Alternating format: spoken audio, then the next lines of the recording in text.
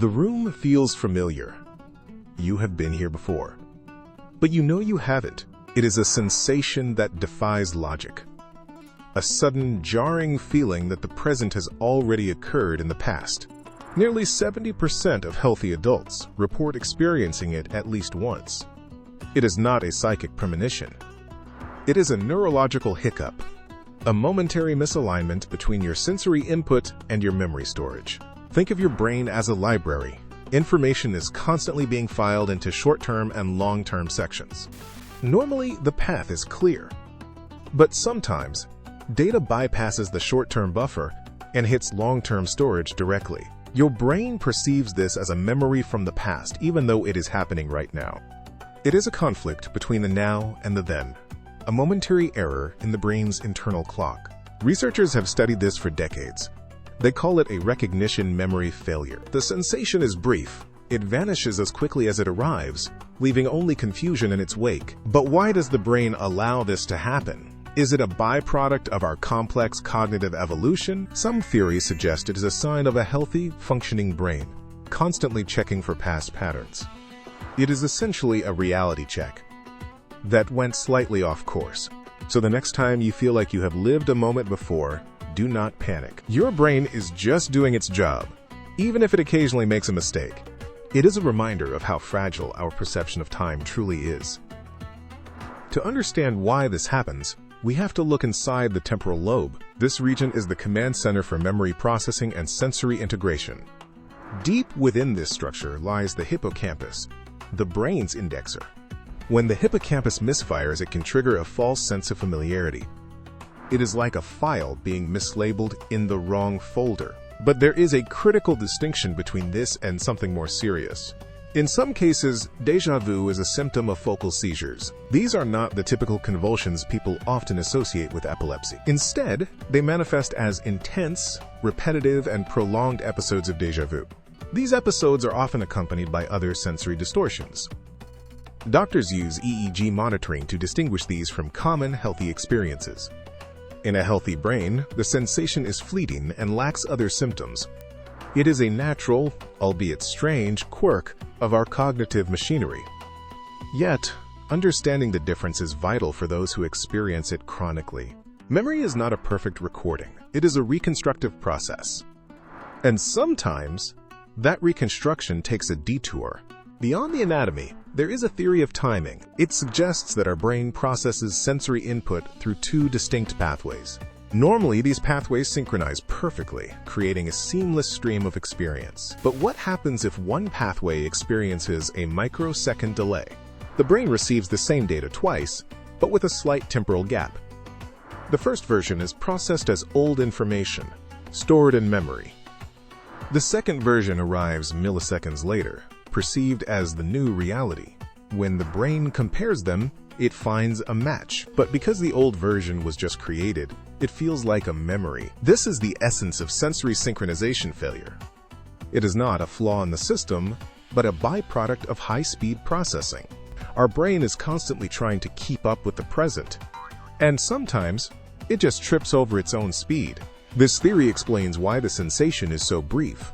The pathways realign, and the illusion dissolves.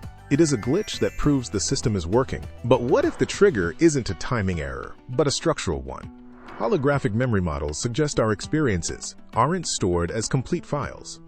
Instead, they exist as distributed fragments scattered across the neural landscape.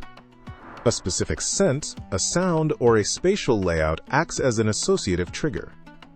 When the brain encounters a new environment that shares these fragments, it reconstructs the past. This is Gestalt perception in action. The whole is greater than the sum of its parts. Your brain sees a similar configuration of furniture and light, and fills in the gaps. It creates a sense of familiarity that feels entirely authentic, even if it is a fabrication. The brain is a master of pattern recognition, sometimes to a fault. It prioritizes speed and efficiency over absolute accuracy.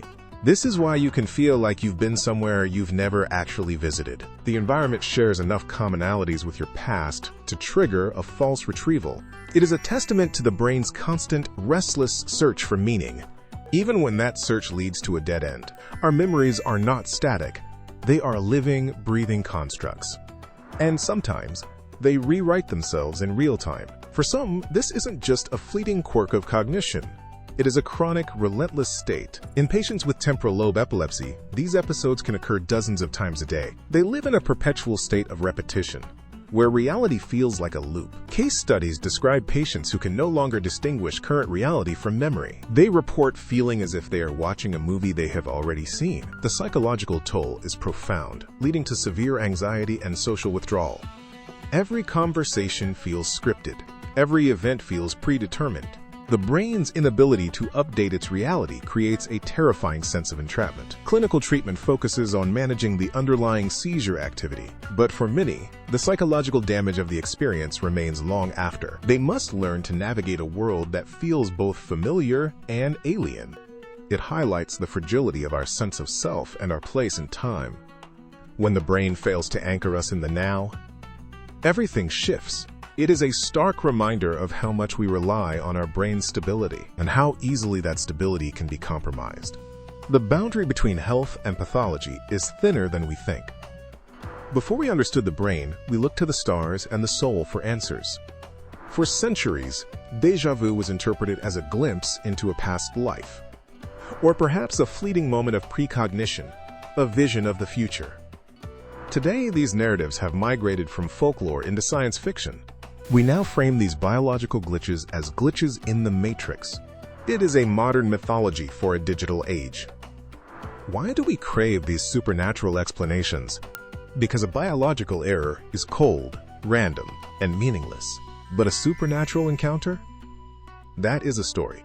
Humans are hardwired to find patterns, even where none exist. We prefer a comforting mystery over a sterile neurological fact. It gives us a sense of agency in an unpredictable world, even if that agency is an illusion. It is a fascinating dance between biology and belief, and one that defines the human experience. We seek to understand, yet we love to wonder.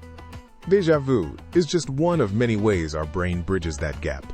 It reminds us that the mind is a landscape of infinite complexity, and that sometimes the most magical things are just biological. The mystery remains, but the science is catching up.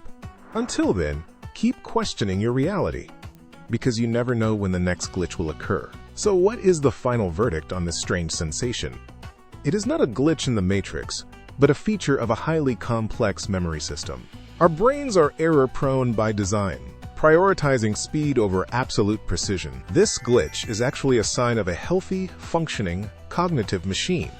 It proves your brain is constantly checking for patterns to keep you safe. Without this constant reconstruction, we would be lost in a sea of raw data. Déjà vu is the price we pay for the gift of a coherent reality. It is a reminder that our perception is an active, ongoing construction. Every moment you experience is being built in real time. Sometimes, the scaffolding shows. And that is okay. It makes the human experience all the more remarkable. So embrace the glitch and keep exploring your reality, because this is what it means to be alive. Thanks for watching.